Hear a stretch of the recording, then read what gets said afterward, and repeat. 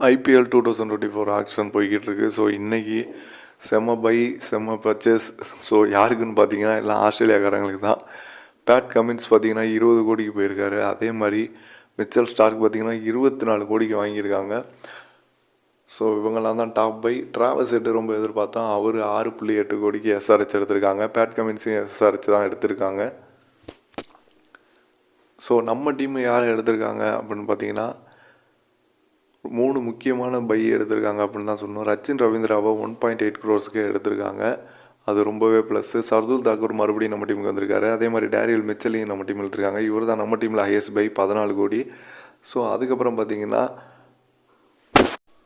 ரிஸ்வின்னு ஒரு அதிரடியான பேட்ஸ்மேன் எடுத்திருக்காங்க. அவரை 8.4 கோடிக்கு எடுத்திருக்காங்க. ஸோ இதுதான் நம்ம டீமோட சூப்பர் பைஸ் அப்படின்னு சொல்லலாம். மிச்சல் ஸ்டார்க்கை கொல்கத்தா எடுத்திருக்காங்க. ஸோ இதான் இப்போதைக்கு லைவ் அப்டேட்.